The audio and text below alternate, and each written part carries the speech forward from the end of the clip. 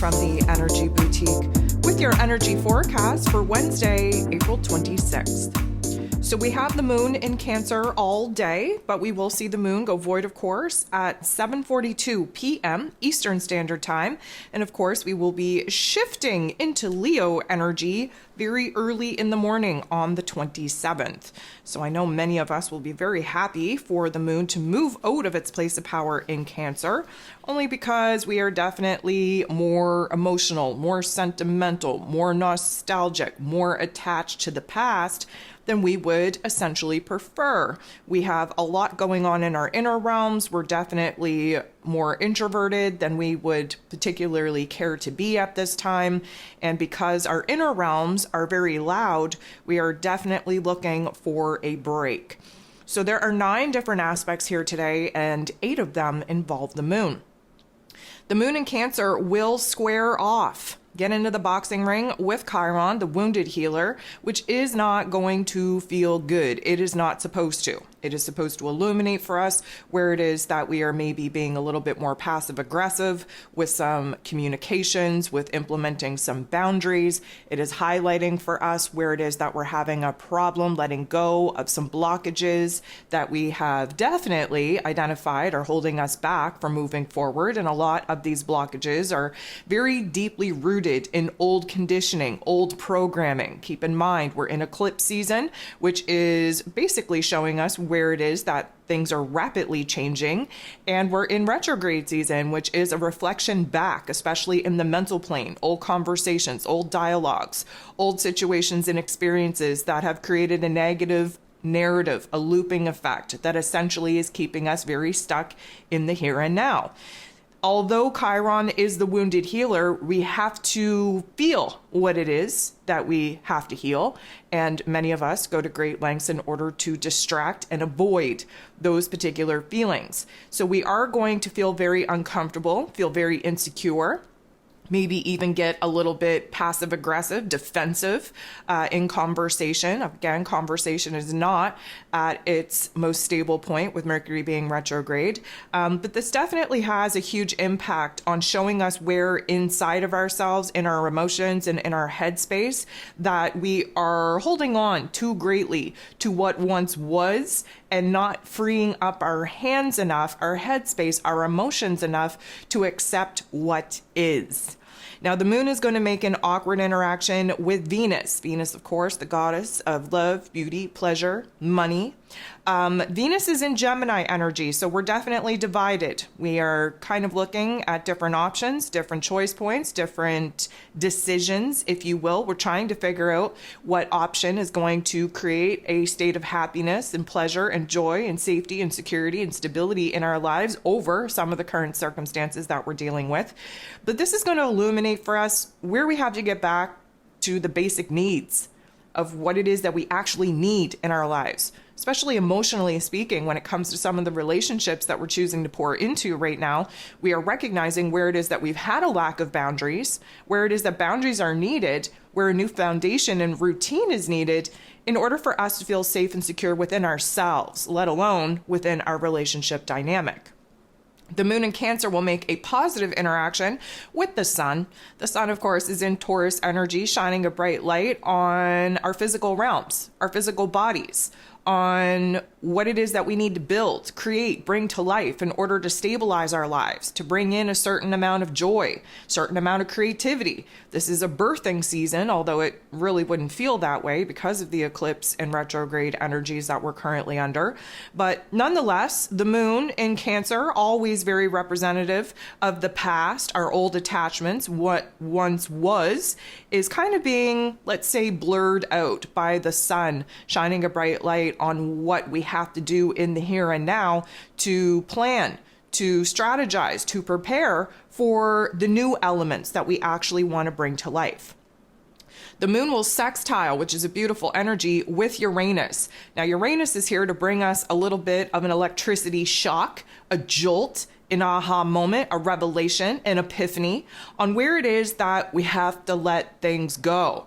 Now, as you may know, Uranus being in this Taurus energy is not the most favorable position for Uranus to be in, because the Taurus energy being an earth fixed sign, we're holding on desperately to what it is that we've already created, what it is that we've already brought to life, basically our circumstances, our lives, and showing us the attachments that we have to certain routines, people, places, things is really illuminating for us where it is that we have to get out of our own way. So to kind of have this interaction, there is going to be a sudden shift in our emotions, a sudden shift in our thoughts on what it is that we are essentially holding on to too tightly, that it is essentially preventing us from making the changes that we know that we have to make. The moon will then interact with Saturn. And Saturn, of course, the Lord of Karma, ruling over roles and responsibilities in this Pisces energy, really trying to cut away the delusions that we've been telling ourselves. We need to tap into a new level of strength, of willpower, of discipline to build something new in our lives, especially in alignment with our new belief systems. Now, being in this Pisces energy, it is an ending, it is a closure, especially with emotional and spiritual pain and trauma. We are essentially looking at what once was, and we are recognizing whether or not those particular elements are still supporting us in the here and now. The moon and Saturn kind of doing this little dance, yes, is going to feel very heavy. Yes, is going to feel very weighted, but it needs to, in order to apply the pressure on our lives to show us what it is that we've outgrown, what it is that we're holding on to, what it is that we should be letting go of, what it is that we have built, what it is no longer supporting us, and therefore what it is that we have to build in the place of the systems, the structures, the routines, the relationships that are no longer in alignment with what it is that our heart is asking us to pursue. The moon in Cancer squares gets into the boxing ring with Jupiter. Jupiter is the planet of growth, of expansion, of beliefs, abundance, and blessings. And this particular energy is definitely going to feel big, right? We always get magnified when Jupiter is involved.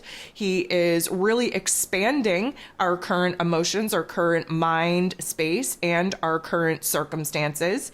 And there's really a pressure to kind of eliminate all the things that are junking up our ability to think, our ability to feel, our ability to take action, our ability to heal. There's like this overwhelming aha moment where it is that we have to get back to the bare basics of our lives, of basically what it is that we just need.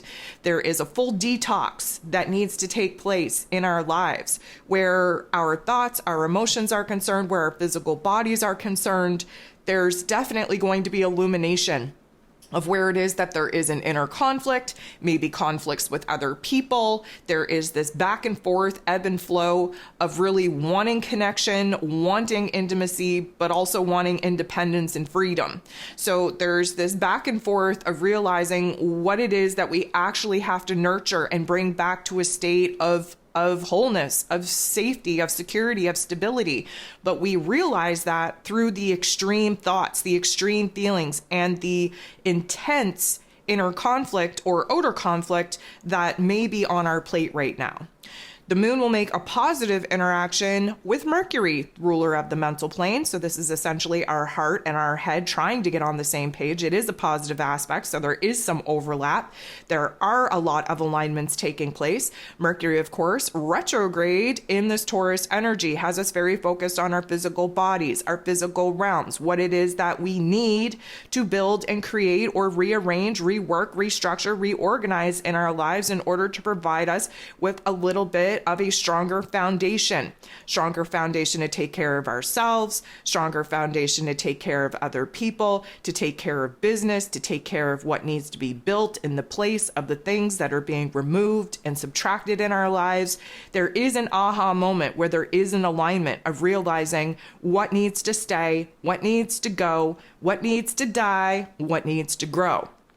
The moon will then trine, which is a beautiful energy, with Neptune, who of course is in his place of power in Pisces energy. We get some water on water action here. Water is emotional, it's intuitive, it is cleansing, it is purifying. But of course we have to feel, before we can heal.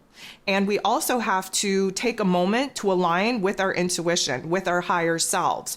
We also have to be very open to the fact that Cancer energy, very focused on the past, and Neptune in Pisces energy, really focused on what needs to end, be brought to a full completion and closure point before we move on to new cycles.